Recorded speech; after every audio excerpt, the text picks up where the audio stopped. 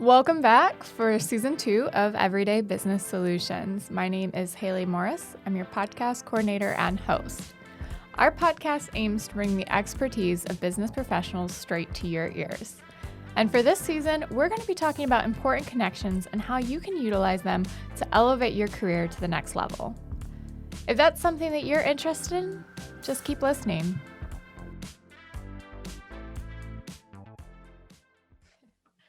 Hi, everyone. Welcome back. My name is Haley, and today I have with me Jessica Guzik. So, Jessica, you've been on our show before, actually.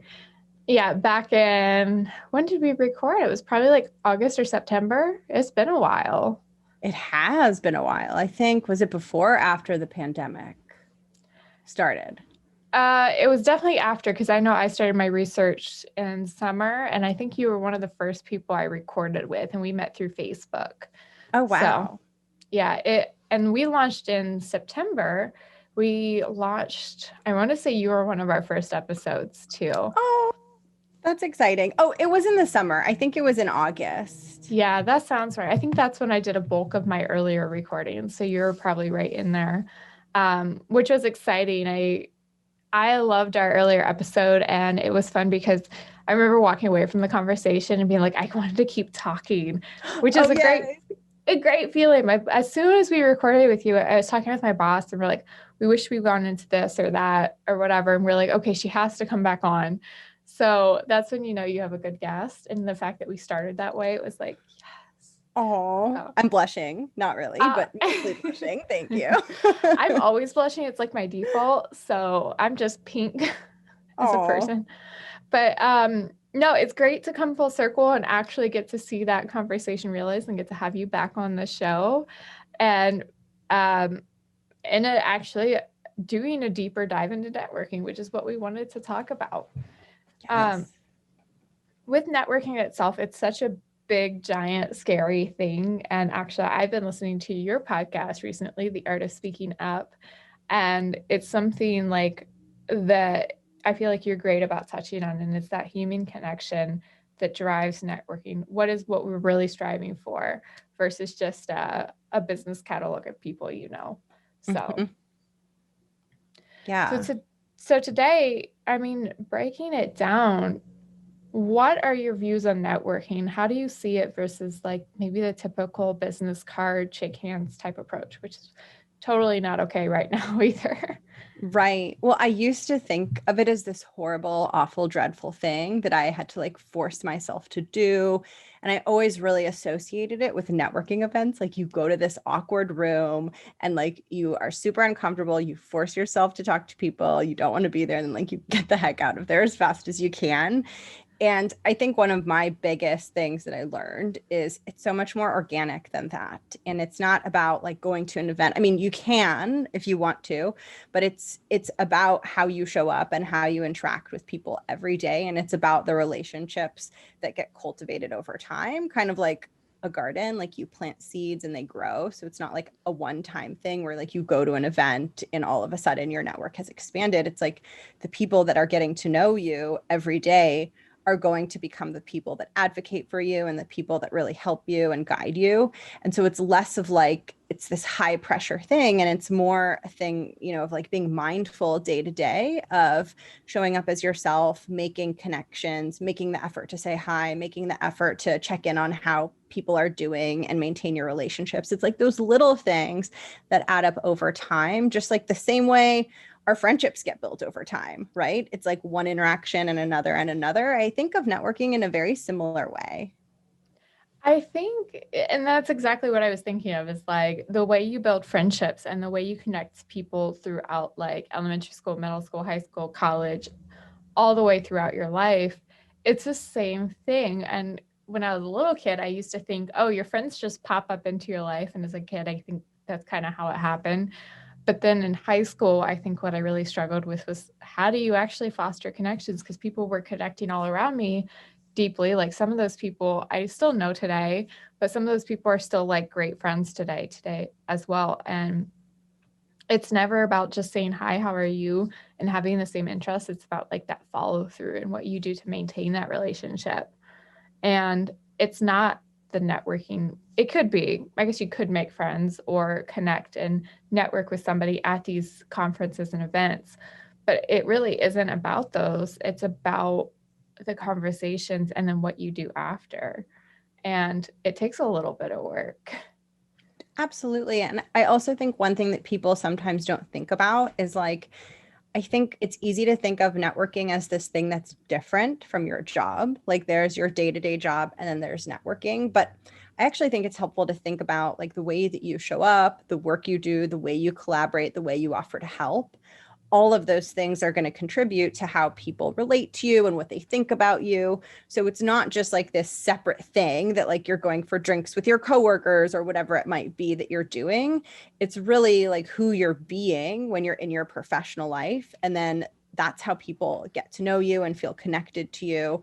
Of course, like there is that interpersonal element, but it's like, it's all the time. It's happening all the time, but in a good way. It's not an on and off thing. And I know there's so much emphasis on creating a balance between work and life and a separation. And people, I know one thing I've noticed, I know some people who have hard stops at the end of their day. And I'm like, man, we could be great friends, but I get turned off with your work day too, like because I'm a coworker. Um, when your day's over, like I have no way to contact you or send you the funny things. Like I saw, what is it right now? TikTok. I saw a TikTok. I almost said Vine and I was like, oh no, wait. Um, I was never even on Vine, but I saw TikTok you would like, and I couldn't send it to you. Or I saw something on Instagram and I had no way to show it to you. So, I have friends who aren't on Instagram and I see things, I just record it for them, but I don't even have anywhere to send it. And it's sad. And I don't think like sometimes at work or sometimes in your professional things, you can develop connections, evolve into friendships. And outside of work, you can still develop those connections that actually tie back in. So, Yeah, and it is those little moments of like like like you're saying like I want to send someone the funny thing or something like that. And it's also like a balance because I feel like when people send you something but it doesn't feel authentic, like they're just sending it to you and you're like, ugh. You know what I mean? So I guess we're going to talk about authenticity, but it's not about like the action that you took. It's more like what you were thinking and why you did it. So like if you genuinely think it's funny and send it to someone, it's like gonna land better than if you're like, oh, I should send, funny things to whoever. I feel like we can feel it, we can sense it. it's funny because I have my best friend, we send stuff back and forth all the time. And on TikTok, she sends things to me all the time. Like I'll get on and I have 14 messages and they're all just TikTok she sent to me. And I was like, I can't possibly watch all these. Like I came on here to watch TikToks, but this feels different because they're in my messages. Yeah. Right. And then you're like, I can't respond to them all. That's the same thing as like now I notice on iPhones you can actually respond to a particular message. But I was like, I don't want to do that for all of them. It seems like weird. So when I send something, I only will not send more than two, but usually it's something like you said that relates, like reminded me of them, or it was something that I thought would resonate with them. That's what drives me nuts about this coworker. I was like, you would have genuinely thought this was funny too. Yeah. It would have And made you laugh. Or it would relates to a conversation we just had, and it was, an inside joke during the day. And I was like, dang it, I missed the golden opportunity.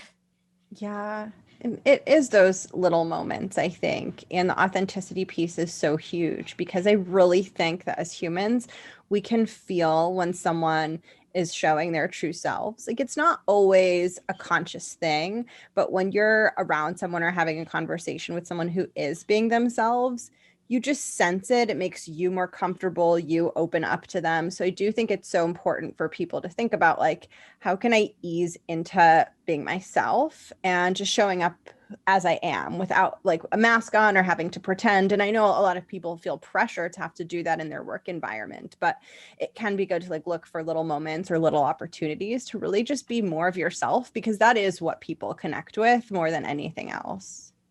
Mm-hmm. Well, it is an interesting thing because there's that balancing act of what is professional, what is yourself. Like some people say, oh, I was just being myself when maybe they're doing things that are a little outside of what's acceptable, like they get themselves into trouble or they do something that is maybe making other people uncomfortable and they say, I was just being myself.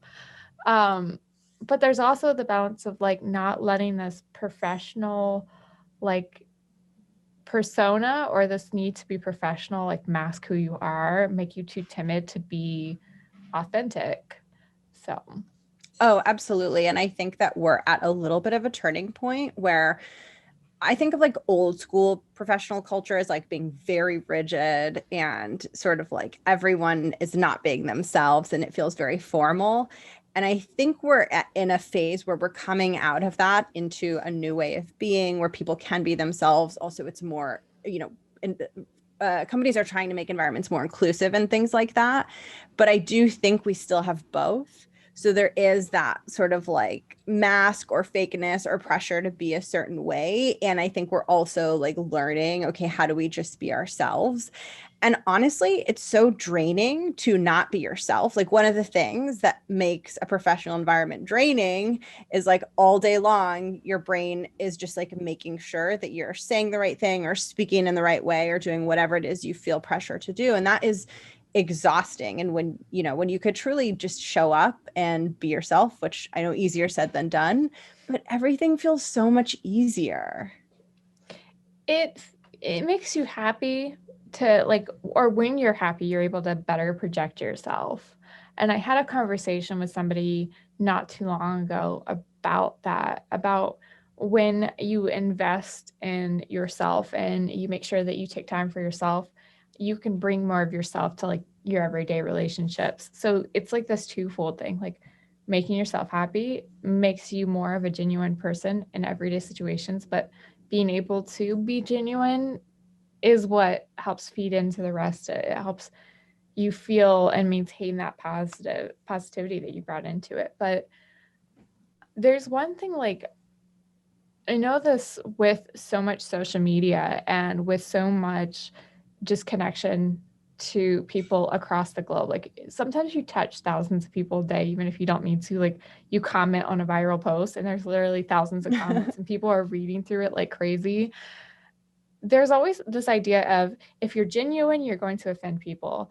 And um, to not offend people, you have to like kind of close yourself out. And I don't really like it because, of course, yes, if you just blurt out everything as it comes, it's going to be so, it can be offensive because I think there's somebody for offended by everything, just like there's somebody for every type of sign that you've seen on the roadway, those weird like beware of falling goat signs. Like, yes, somebody probably got hit by a falling goat. We know that, right? Or like, don't touch the electric fence. It shocks you because people touch the electric fence.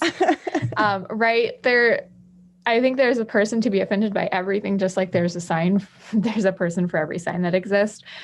Um, but also like you don't have to just blurt things out as they come. I think that being genuine isn't always just immediately saying what's on your head. It's sometimes just the extra thought is there so that you can consider how, yes, you want to come across, but also what balance of yourself you're putting out. Does that make sense? Like, because this is something I struggle with right now when it comes to being authentic, of course. Having a filter is like, okay, well, am I filtering myself as a whole? Or, and I've trying to find that balance of just actually thinking through what I'm going to say, being intentional and making sure I'm not actually like dulling my personality just to keep from offending people. Mm. Yeah, I mean, I do think being mindful of like what we're saying and like thinking about, okay, like what sort of privilege do I have and how might I need to be really aware so that I don't say something that's harmful.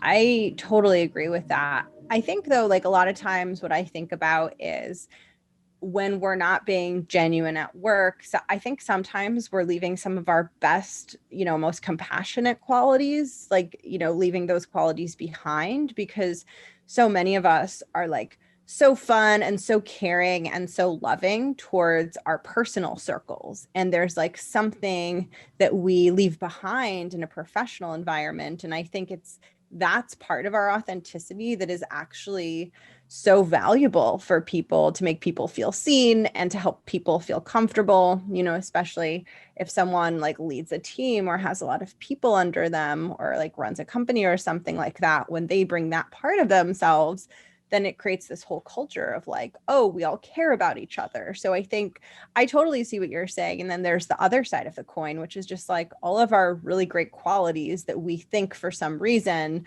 are qualities that should like stay in our personal lives. Mm-hmm. Yeah, there's almost like a caricature person you create sometimes for your office. And it's sad because yeah, you are genuinely leaving connections on the table. You're just say, that was one thing we said in our negotiations class. If you don't ask the question, if you don't put it out there, you don't mention something, that you're just leaving opportunity on the table. In this case, the chance to connect to somebody, whether it's going to be more of a professional connection when you use in more of your professional life, or whether it is going to be a great friend that you take and that maybe you guys go kayaking on the weekends or grab wine on a Saturday night, something like that. And if we're coming to work with a mask on, it seems like you are just kind of, well, one, work is what, like 80% of our waking life these days. Mm-hmm. So not being yourself for so much of your waking life, and then you might be just leaving, a lot of chance for your own happiness and your own chance to connect to people on the table. And I genuinely think that human connection is one of the driving forces of happiness, that people feed off of that. So, Yeah, I totally agree. It's interesting because like work is very performance oriented. So like mm-hmm. we're there to get something done versus like sometimes when we're in our personal lives, we're around people just for the joy of being around people.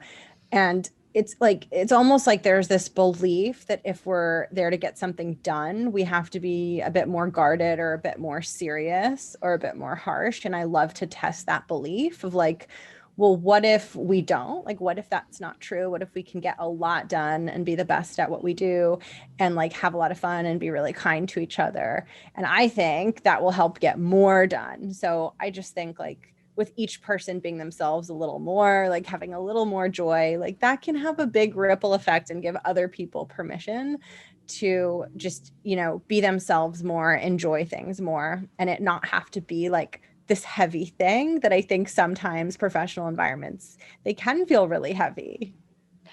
Yeah, I agree.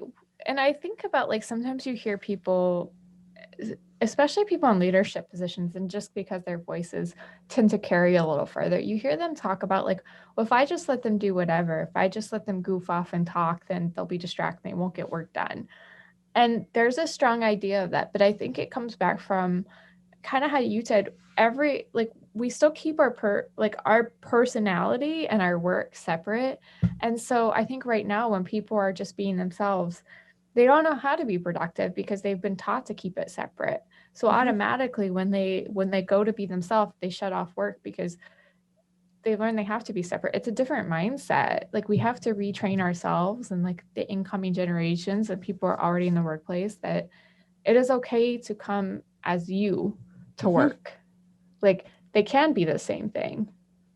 Yeah. Well, it's so funny because what you said made me think about like work and play and how Mm-hmm. like we've totally separated them out. And like, wouldn't it be interesting if it felt a little bit different? And I've seen work environments where some are more playful and some are more serious and like both get things done. And it's a very different experience.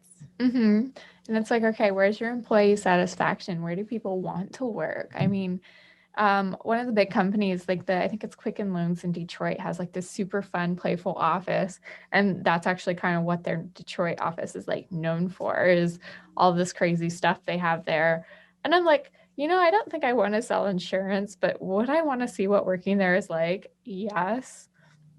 They have people that do more than sell insurance in there. It's a huge company, but I was like laughing because I was like, it's not particularly the industry I want to be in, but would I would want to work? I want to work with a company like that, and um, it is like that. You do wonder, like we have the distinction between work and play because we don't want to overwork ourselves. We don't want the work to bleed. Mm-hmm. but it has the adverse effect. And well, the fun doesn't bleed either, but the fun is this part of your day and the work is this part of your day. And, you know, it's kind of sad when you think about it. Like, what if we just enjoyed more of what we do every single day? I totally agree. And it has to be embedded in the culture Mm-hmm. because when everyone behaves in a way of like, we all have each other's back, I got you, I'm here for you, we're going to get this done together, it's going to be fun. It's almost like a prisoner's dilemma where like, you don't want to be generous in a prisoner's dilemma because then someone else takes all the money.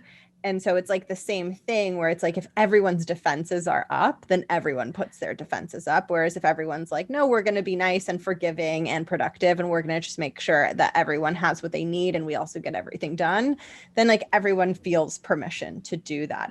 It's like just so interesting how cultures like they replicate themselves over and over. Mm-hmm. Oh my gosh, I've done the prisoner's dilemma thing. We did it for our negotiations class. So, my gosh, Oh, isn't it true? Like you never, and I remember I had to be like part of because we did it in two different groups. Like it wasn't individuals.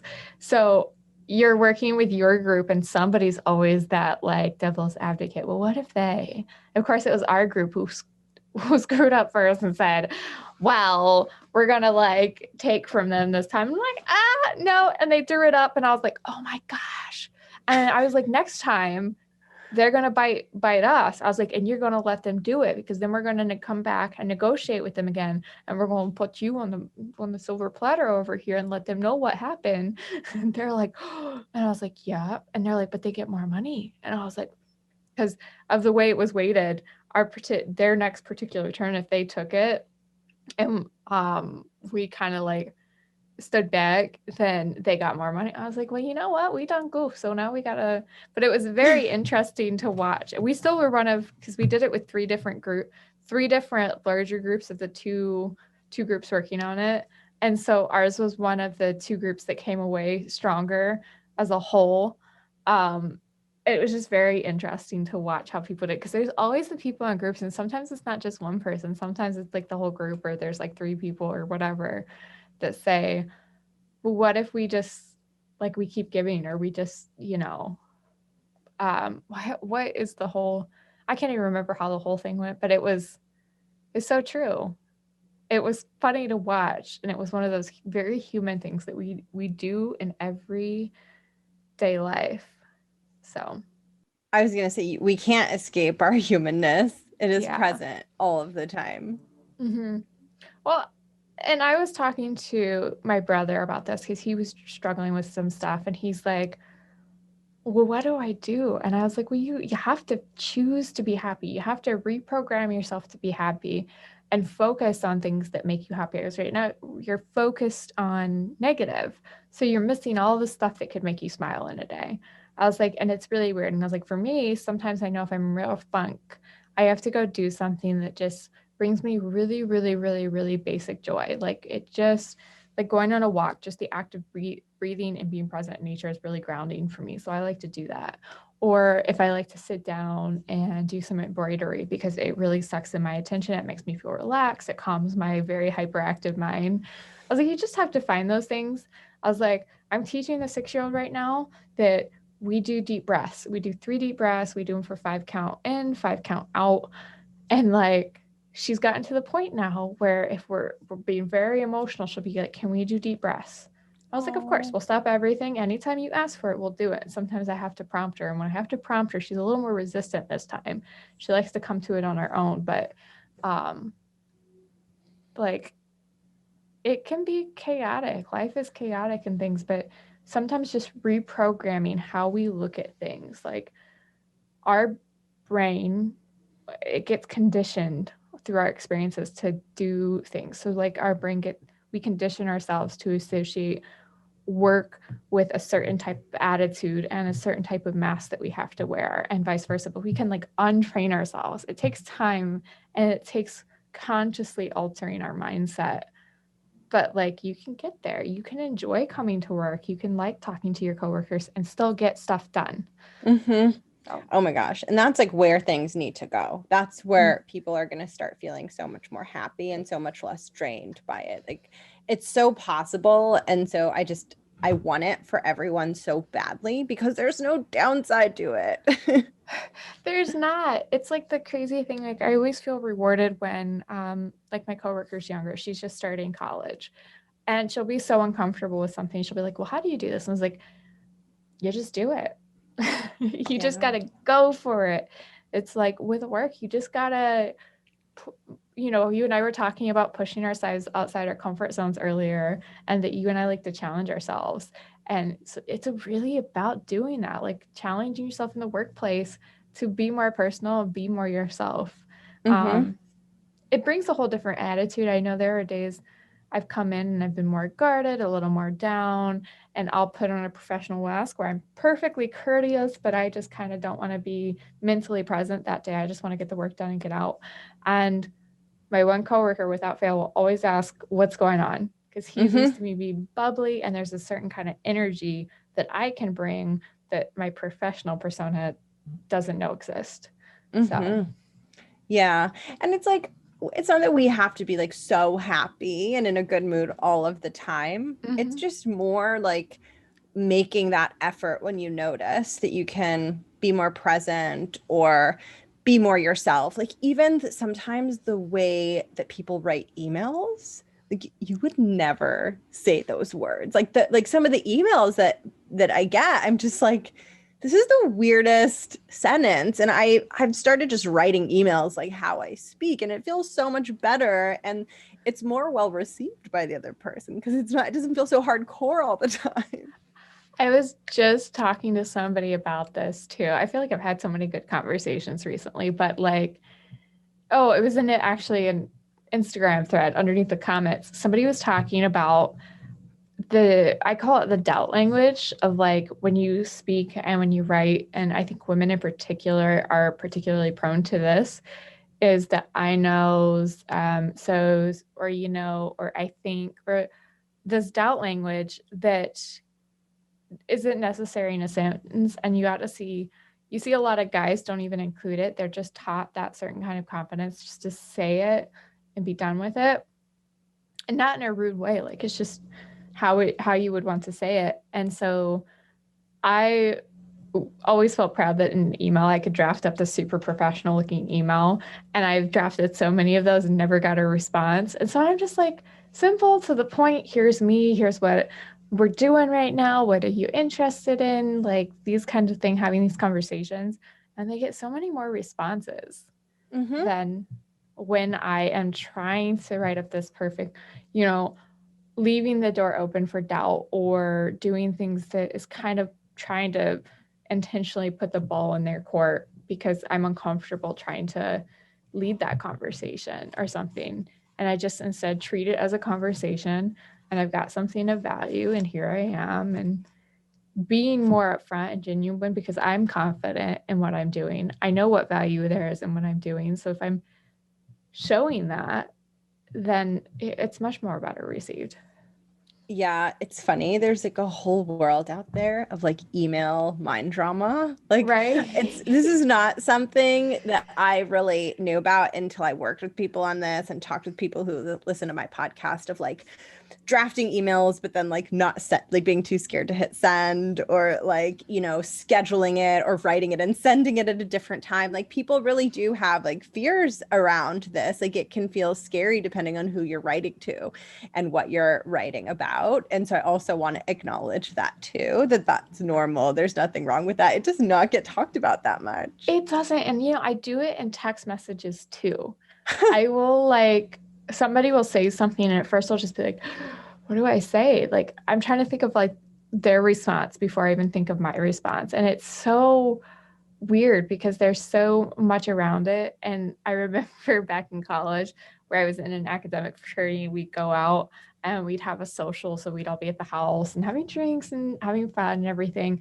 And I would remember all 50 things I did not do. So I would steal somebody's computer, get my homework done. And I very carefully knew, Haley, you've had a couple of drinks of wine or whatever tonight. I would draft up my emails and wait for Sober Me to go back and look at them. And Sober Me was always, man, like, oh, those are good. How'd you do that? Because Uninhibited. I was uninhibited. I was just myself. I was just thinking about getting it done. I need to reach out to this person. What did I need to tell them? What needs to be in the email? Not trying to be flowery or structured as, particularly so it came across, I stopped overthinking it and I just crafted an email. And, I've read a lot of things. So I feel like my writing can come and be formal anyways on its own because that's just the tone I carry in like the written world. But it was so much more, I don't even know. It was just me in an email, and Yeah. it was cool to see. I did that so much. I learned that I was actually rather good at that. So sometimes, like if I was tired or I knew I was just kind of like I knew I had my guard down, I would draft up stuff like emails I needed to send, and I would catch up on all my messages because I knew that at that point I wasn't doing whatever funky stuff I was doing during the day. So it was usually at like 1 a.m. when I'm tired and I'm watching Ghost Hunters or whatever I'm watching. Yeah, that made me think of also how there's just sort of like an overthinking, I think, that happens of like, did I use the right words? Or it can also happen with like, should this be a meeting or an email? Should I reach out to this person? Are they too senior? And like with all of those things, like, I think it's just so important to practice. Just make a decision, do it. Make a decision, do it. Because for so much of this, like there isn't a right way, right? Like there are multiple There's right not. ways. Yeah. Yeah. And I think just learning to trust yourself and decide and learning not to dwell on smaller decisions that aren't going to matter as much, it's a really empowering thing. And I think it's like such a good small step to start building confidence of like, where can I just be a little more decisive and like just do it? And also like be okay if it turns out I did it quote unquote wrong. Like it'll be fine, right? Like I don't have to do every single thing 100% perfect. Exactly. And I think this is the one thing that I hated about going to school for business is that you are taught a way to do things and then everybody's kind of coming out and you start to see these people start to pull ahead and you're like, "Oh my gosh, why don't I be able to do that?" And then it's taken me a little bit, but the realization that like the reason I wasn't doing what I wanted to do is because I wasn't putting me into it. I was just pulling off that cookie cutter image of what I could be and just putting that forward. And like I remember even like so much as when I dressed for an event, I would just pull out almost like this handbook idea of what it could be or should be and did that. And then I was like, no, I don't have to do that. Like for me, as we were just talking, I am a diva at heart. I like to be seen. I like giant shoulders, even though I hate the 80s like volume sometimes. I actually really do like giant shoulder, like like the sleeves, the really pretty princess ball gown sleeves that you see. If I could wear that on all my clothes, I would. I like I like drama. I like crazy stuff. I like outlandish stuff. If I could wear a ball gown every single day of my life and I had that kind of money, I would do it in a heartbeat. I like to be seen. And so realizing, okay, how can I take this idea of professional wear when you're showing up to a professional event and make it me? Or how can I, if I'm going to a formal event, how can I make a formal event me? Because I dress like that on a daily basis, right? Not today. I'm dressed like it's Friday with a company shirt on. And then it took me even longer after realizing that it's not just about your style or like the stuff that you carry with you. It's also about actually how you carry yourself. And then that same thing, like, again, we had this idea of what this professional, successful person looked like. And I was like, I'm like the opposite. I'm basically an artist who's good at science, math, and can learn just about anything I set my mind to. That's who I think I am, right? I say I'm adaptable. If I want to learn something, I'll learn it. And the how is just figured out along the way. But I am like this creative person who a part of my soul is paint stained denim, like I am not completely put together tailored outfits and stuff like that.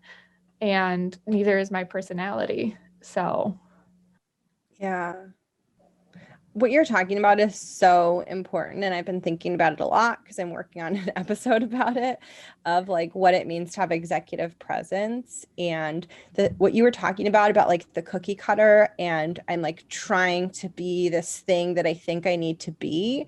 That's like where we lose our power, because we're going away from who we are. And it's everything that you're saying. Like when you are more connected to yourself, and it is that authenticity and there is some vulnerability, and you build on top of that, that's when your presence becomes so powerful. And I think this is what a lot of people miss when they give advice on executive presence and they say, like, talk this way and do this. It's not about all of the outer things. It's about learning how to be yourself and learning how to feel the feelings of like power and certainty and confidence. And once you learn how to feel that, then you know how to convey that from a place that's like real, versus you like trying to sound a certain way, and it just comes off so different to people.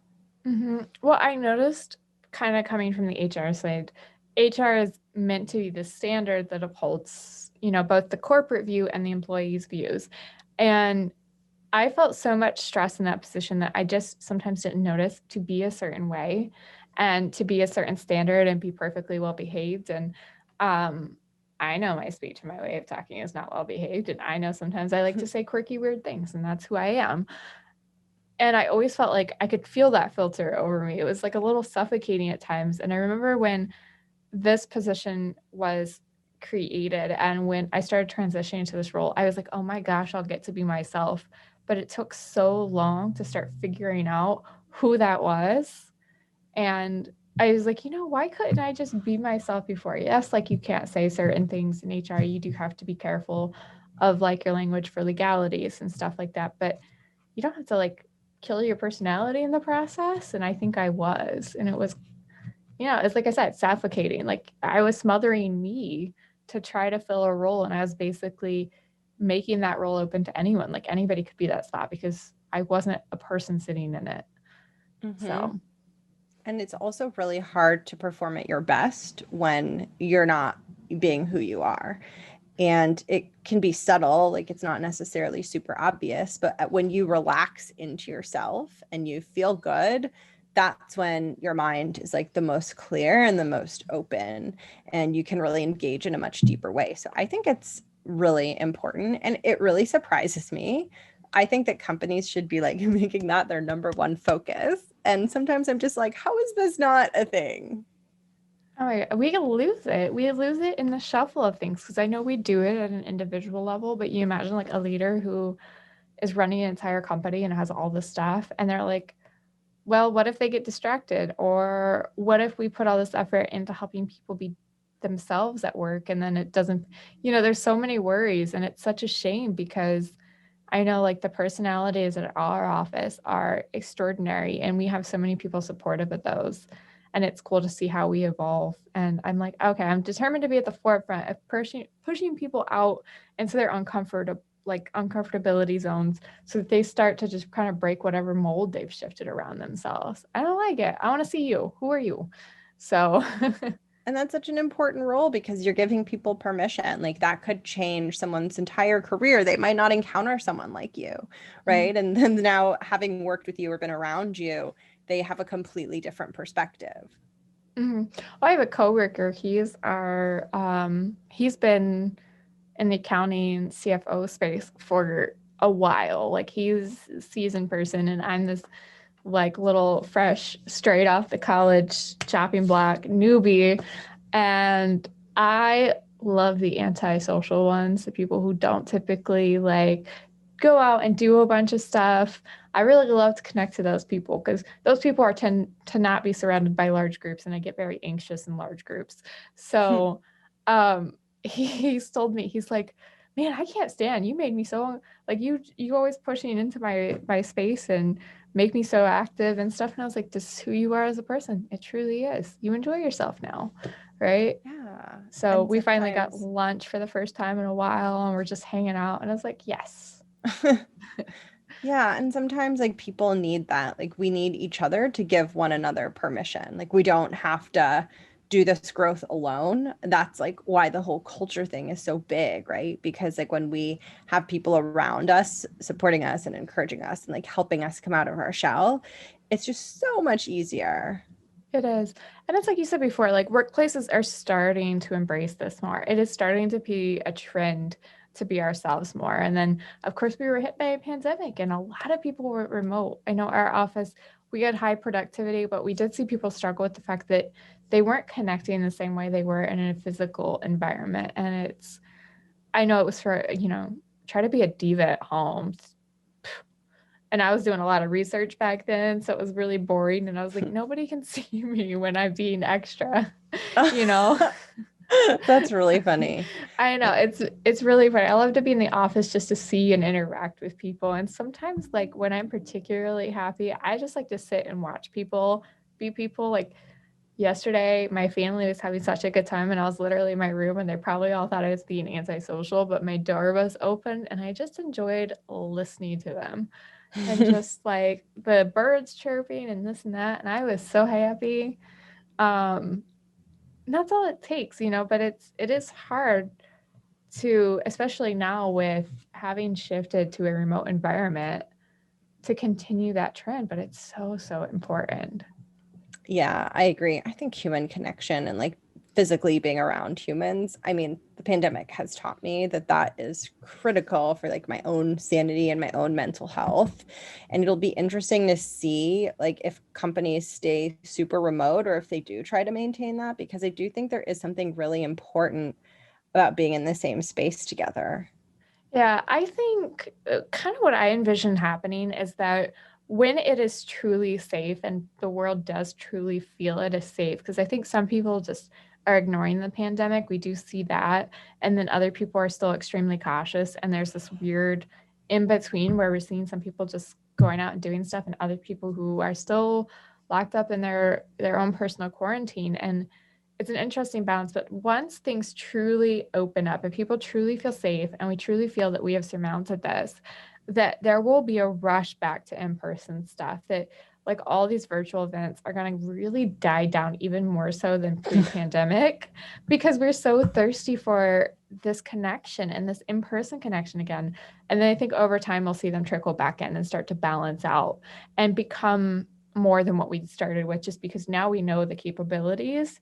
We need to kind of like, when you haven't had a cold drink of water, you're gonna throw back the glass as soon as you get your hands on. I feel like it's going to be the same thing. We're really just going to take that cold drink of water and just gulp it all down at first, and then we'll start to figure out, okay, when does it make sense to be in person, starting to connect to more people virtually. It's really fun to see that a friend I made in like 2019 spring break, we've talked more over the pandemic because everybody's virtual and less busy with in-person stuff. And it's cool to see. I'm on her close friends list on Instagram and I'm friends with her on Facebook. So like we've connected more, even though she lives in Puerto Rico, you know? Yeah. So that's really cool to see. And I don't think people want to lose that ability to connect with people far away. But I also think I will be outside or at places a lot when I'm able. So, Same. Oh my gosh, I'm so excited for it. And it's right. soon. We're not that far. We are. Well, now they got the Johnson & Johnson vaccine is starting to be put out, and the other ones, there's supposed to be an increase in supply and things like that. So my coworker was talking about he didn't think it was going to get, he was, he and I were going to be able to get the vaccine soon. I was like, no, I think we'll be able to get it sooner than you think. I think it's coming around. Like the fact that teachers and stuff are really being pushed to get it right now. And we're starting to see that the last of the front line and those critical workers are able to finally get it, that we're going to be able to open up the age for the normal people who are still working from home or in this hybrid environment like me. So I think it's exciting. I still am super excited because I made a friend again virtually, and we're planning on kayaking and going to wineries and doing stuff like that. And it's fun too because we can kind of do that safely, but also hopefully we'll have our vaccines. So, Yes. Oh, it's so fun to imagine like life mhm. going back to normal.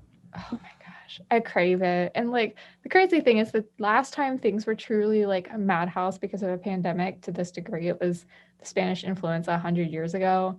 And I know logically it lasted 2 or 3 years, but like it was a hard year. And then they got past it. And that was really like the breaking point. So I feel like we're there. We're on that cusp. It's been a year. Let's go. Yeah. Oh my gosh. Well, I feel like this news about the vaccine was so exciting because just like a few weeks ago, it was like, oh, this could be another year. And I was just like, Yeah. oh And my I'm like, gosh. I Yeah. don't want that. No, like can't. Oh my gosh. This has been a year and that felt so long. I can't do it again. I know. And it's like, this part of me, I know people in different areas and have been wanting to travel and do different things.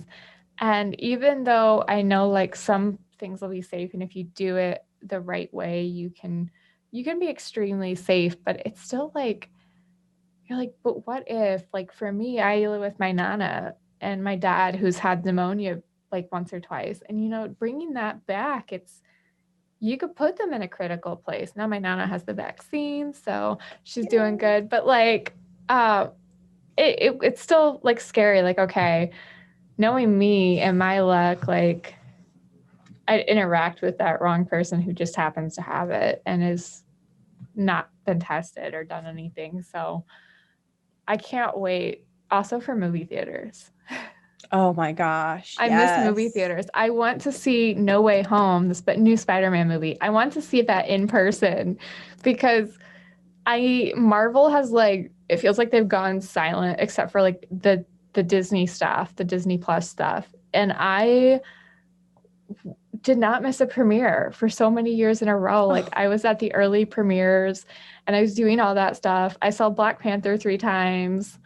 It was super exciting to watch each other. Like, I want to do that stuff. And I feel a lot more, like I said, I have started to learn a lot more about my personal growth this past year. And I think part of it being graduated from college, being able to brace who I am a little bit more in a more free form environment. Um, I've started to figure out more of what I want to do and things like that, started to learn more about myself. And I'm just so excited to take this more confident me into the world and just like cause utter chaos. I love that. That warmed my heart, that whole thing. I love that so much. Thank you. I know I talk a lot, but I'm glad I can say stuff meaningfully sometimes. Yeah, that was just so beautiful. Like self-discovery. Now you're like going out into the world as your new hmm self. I bet a lot of people feel some sort of version of that, of like, we've changed so much in this year and in different ways for different people that like it feels like this new chapter is going to start. hmm Well, I think for me, like the realization that I feel more like me is that as a kid, I was so confident and I just knew who I was. And then, like, somewhere in high school, I lost it and I felt so lost. And now it's like I feel a lot more control of me. Whereas I am more aware of like, there are things I can't control about my environment. And I no longer give the same care I did before. Not that I don't want to influence what I can. And not that I don't want to fix things when I see like that something's going wrong or I see an opportunity for growth, but just that um, it doesn't disrupt my entire world when things are like, out of control. I can manage that better because I know who I am in it. So, in fact, like we were talking about, I want to push myself into uncomfortable situations and I get giddy at the prospect of doing theater or doing something that I'm like, I'm going to be terrible. This is going to be a mess. I'm going to be so uncomfortable, but let's do it. So, Yeah, I think that that's awesome. And I think it's so good that you've gotten to a point where you don't let things like frazzle you or feel as hard. I think that that's so powerful. And I think we're all kind of like always doing that because it's like once you figure that out for one area of your life, at least for me, that unlocks my like next level of ambition. And I'm like, okay, cool. Like I figured out how to manage myself to like get that done. Now I want this like harder thing. And you just keep going through these cycles. hmm and it feels like organic growth. It doesn't feel like you're just forcing yourself into this next level, next level. It doesn't feel like levels. It feels like you're just pushing boundaries and you're just I sometimes wowed like, oh my gosh, I learned that. Oh my gosh, look how far I've grown. And maybe other people can't see it. And then again, there's that part of me like, who cares if other people can't see it? I'm happy, Yeah. right? Like you actually want people to feel your happiness. That's what you care about. It's like, can I share this feeling? Hmm. So people don't have to see it. And also what growth looks like for you, growth could be doing less of something. Growth for someone could be being less ambitious, right? Like it just all depends where we're at and what it is we're trying to move into. So it's like there's no point in even thinking about like how it looks to the outside world, because no one can ever understand like your experience and like what's been hard for you and what it is you're trying to do. Hmm. I found myself so unhappy at periods in college, even though I was surrounded by such cool people and I was growing tremendously. I was looking at them and being like, well, I'm not doing that, or I'm not doing that. I was setting myself up to their standards of growth and doing the things they were doing. And I even found myself doing this over break because I've thought about, I want to hike and explore. And well, as soon as I was starting to think about wanting to do that more, one of the girls I knew started going to like all the national parks and hiking. And at one point, they Jeep rentals, and I was like, but that's like my dream car. And like, I was so like, oh my gosh, she's doing what I want to be doing. Why did she get there and I'm not there? And I had to be like, no, wait, like, I have no idea what she's going on in the background. This girl works her butt off, and I've always respected her for that. And she probably had those ambitions to do this a lot earlier than I did. And who she is completely different. And like, root for her. Like, don't tear her down because she's doing something you want to do. Be like, learn from her, grow from that knowledge, but also just realize it comes in your own pace and maybe not in the way you think. So maybe exploring for me doesn't look like the national parks. I just think that looks cool. So, Mhm. Yeah, when we look around at other people, it's like the fastest way to feel inadequate. And it's like so hard not to, because one of the ways our brains work is literally to compare things. Like that's how we make sense of the world, is just by like comparing one thing to another thing. So it's such a natural mechanism for us then to want to like compare ourselves to get an evaluation of like, how am I doing? And you mm-hmm. really have to go against your brain and just be like, am I okay with this? Like, can I be okay with this? Because it just makes you so unhappy in my experience. Mm-hmm. I was thinking really hard about this on the drive the other day about why we find things ugly. Is it because it's all like it's it's not relevant, it's all, what's that word where it's just it's your perspective. It doesn't matter what anybody else's perspective. I was like, why do we find things ugly?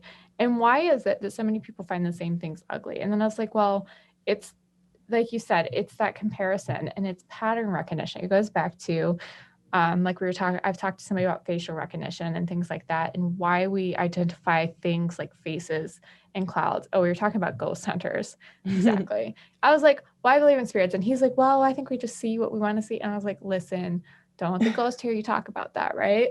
But I was like, I get where he's coming from, because a lot of these like ghost pictures or this stuff, and sometimes even when I'm watching the shows, I'm like, you see it because you're trying to identify something familiar in an unfamiliar environment or an unexplained environment.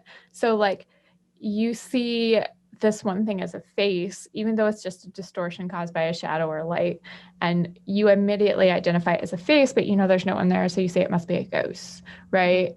And we do the same thing with even the stuff we know in life. We see so much on social media and we see so much in magazines and TV that it creates that standard of view because it becomes familiar. And then when something is unfamiliar, it becomes ugly because we fear this deformity of the usual. Like we feel anything that distorts what we're comfortable with. And it's so weird to think how negatively we react to different things.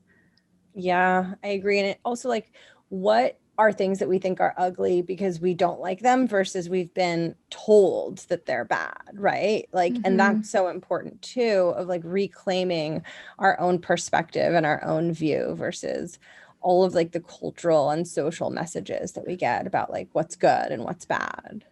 Mm-hmm. Well, I always think of silly things like the unibrow, for example. We all think that's like, oh my gosh, that's so ugly. We don't like that. But I was like, isn't like there have been cultures that have identified that as a desirable trait because it's familiar and because like untrimmed beauty is familiar. But for us, like trimming and these trends that we see become familiar. So anything that deviates from that we consider ugly. So like it's just funny. You watch like even you see generations do it where like older generations like certain things and then they reject what the other generations are doing because they don't know it. In music you see a lot, like especially when like rock music was introduced because it was so different. And everybody who was familiar with the old stuff and liked the old stuff was like, this is horrible. Yeah. But we sometimes do that, I think, with ourselves. And going back to this idea of being authentic and building authentic like connections is we get so used to seeing people behave certain ways and do certain things. And sometimes, uh, I'm very much like, if you want to do something, you have to surround yourself with that mentality or those type of people that are doing it to get that motivation. But sometimes that can be negative because, like we said, they are accomplishing things at a different rate. So you get this idea that you need to do it how they're doing it or at the rate they're doing it because that's what you're familiar with. And you reject your own pace and your own person because it's not what you're seeing every day. And that's so sad.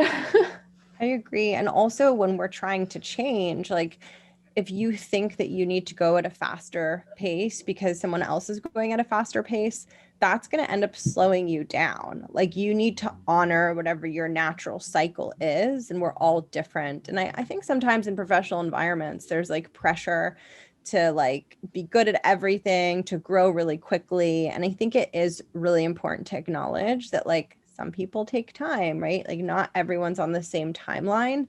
And I think really good leaders, good managers, like understand that with their people and like give people the space that they need. Because when you give someone the time, they actually will be able to grow a lot having the proper time and not feeling like they have to rush through it. Mm-hmm. Exactly. All right. Well, I'm kind of looking at our time, and I think this is a good place to start closing out for us. I just kind of want to end with how this all ties back into this idea of networking and the genuine connection. And it's just because if you can't build a genuine self or you can't build that confidence, you're ultimately like your networking really is just going to be going to an event, passing out business cards, bumping elbows, or whatever we're doing right now. And maybe never speaking to that person again until you need something, or vice versa. It will be not fun. It will be as daunting as it sounds, versus if you can, I feel like, build yourself out and become yourself. When you look back at sometimes you're going to realize like, oh my gosh, your network just built itself. You didn't have to consciously do it. You just had to consciously maintain those relationships. Yeah. Oh, that's such a good summary. Thank you. Thank you. I've been good at listening. I know I like to talk a lot, but I've been working on my listening skills. So, Yeah. That was perfect. I don't have anything to add. Like that was great. oh my gosh, thank you. Well, I learned from you. So it all came from you, really. And like I said, I've been listening to her podcast. So anything good I've probably said recently, she's influenced for sure. So, all Thank you. right. Well, thank you, Jessica, for coming on. It means a lot to have you back on the show. And then thank you, everyone, for listening to this week's episode.